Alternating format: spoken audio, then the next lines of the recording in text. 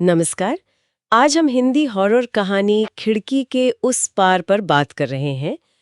इसके शुरुआती दो हिस्सों सन्नाटा और डायरी का पन्ना, इनके स्क्रिप्ट अंश है हमारे पास। हाँ, ये अंश अर्जुन नाम के नरेटर के बारे में है जो शहर छोड़कर एक पहाड़ी गांव घनगढ़ जाता है शांति के लिए। लेकिन शांति तो मिलती नहीं। कहानी में घुसते ही डर का माहौल बनने लगता है। बिल्कुल। तो आज हम यही समझने की कोशिश करेंगे कि इन अंशों में रहस्य, डर और अर्जुन के अतीत का क्या कनेक्शन है। ठीक है, तो कहानी शुरू होती है अर्जुन के उस नए घर से। और पहली ही रात अजीब घटना।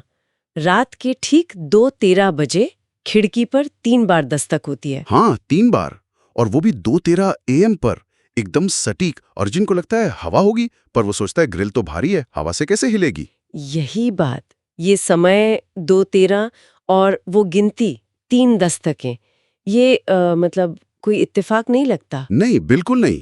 ये जैसे कोई पैटर्न हो, कोई रिचुअल जैसा लगता है। और फिर जो बात इसे और डरावना बनाती है, वो आवाज। हाँ, वो माइक पर रिकॉर्ड हुई एक अनजानी सांस की आवाज, दस्तक के ठीक बाद। बाप रे, मतलब ये सिर्फ अर्जुन के मन का वहम नहीं था, इसका तो सबूत है उसके पास। सही कहा। ये कहानी को सीधे सीधे सुपरनैचुरल दायरे में ले जाता है। यहाँ साउंड का इस्तेमाल देखिए, कितना बढ़िया है डर पैदा करने के लिए। और ये सिलसिला रुकता नहीं। अगली रात फिर वही समय, 2:13। हाँ, और फिर वही 3 दस्तकें। लेकिन इस बार कुछ और भी था। वो फुसफुसाहट। हाँ, तू अब मेरा है अर्जुन, खिड़की मत खोलना। ये तो सीधा सीधा टारगेट किया जा रहा है अर्जुन को, नाम लेकर। बिल्कुल, यहीं पर डर का रूप बदल जाता है। पहले ये बस एक अनजानी दस्तक थी, अब ये पर्सनल हो गया है। फुसफुसाहट वैसे भी चीख से ज्यादा डरावनी लगती है कभी कभी। हाँ, क्योंकि उसमें एक करीबी का एहसास होता है, जैसे कोई बहुत पास है जिसे आप देख नहीं सकते, एक छुपा हुआ खतरा। फिर आता है दूसरा हिस्सा, डायरी का पन्ना। कहानी यहाँ एक नया मोड़ लेती है।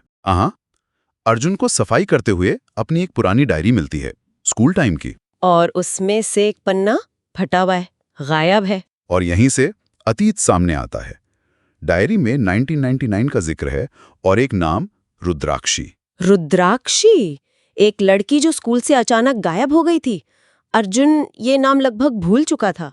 तो ये फटा हुआ पन्ना सिर्फ कागज का टुकड़ा नहीं रह जाता, ये अर्जुन की भूली हुई या शायद दबाई हुई याद बन जाता है। कहानी अब साइकोलॉजिकल भी हो रही है। और सबसे अजीब बात क्या है, अर्जुन को लगता है कि उसने वही फटा हुआ पन्ना रात को खिड़की के बाहर देखा था। क्या बात कर रही है, खिड़की के बाहर? हाँ, ये कैसे हो सकता है? क्या ये वही पन्ना है या ये उसका वहम है? ये तो कमाल का मोड़ है। और फिर उसी रात फिर वही 2:13 बजे वही दस्तक और वही आवाज। कहती है, मुझे मेरा पन्ना चाहिए, मेरा नाम मत भूल अर्जुन। अब तो सब जुड़ रहा है, अतीत और वर्तमान का डर एक साथ। और जब अर्जुन हिम्मत करके कांपते हुए पूछता है, रुद्राक्षी, तो क्या होता है?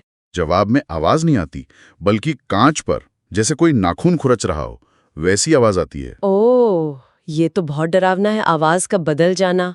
हाँ, ये दिखाता है कि शायद जिससे अर्जुन बात कर रहा है वो अब शायद इंसान नहीं रही।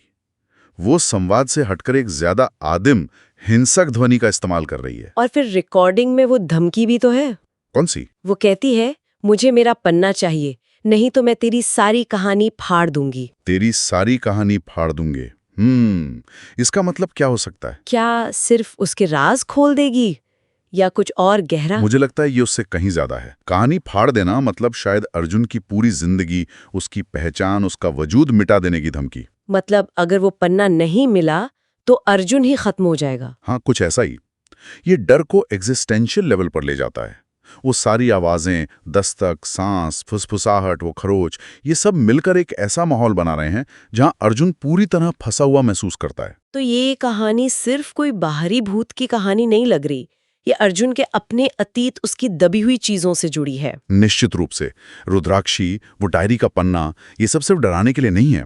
ये अर्जुन के अतीत के वो हिस्से हैं जो अनसुलझे रह गए थे और अब लौटकर उसे परेशान कर रहे हैं। जैसे कहानी ये कह रही हो कि आप अपने अतीत से भाग नहीं सकते। हाँ, वो किसी न किसी शक्ल में आपको ढूंढ ही लेता है। तो अंत में ये सवाल बचता है कि अगर अर्जुन वो पन्ना ढूंढकर लौटा देता है तो क्या सब ठीक हो जाएगा, ये डर खत्म हो जाएगा। या फिर ये उस भूली हुई कहानी का सिर्फ पहला पन्ना है, जिसके खुलने पर शायद और भी भयानक सच सामने आएंगे।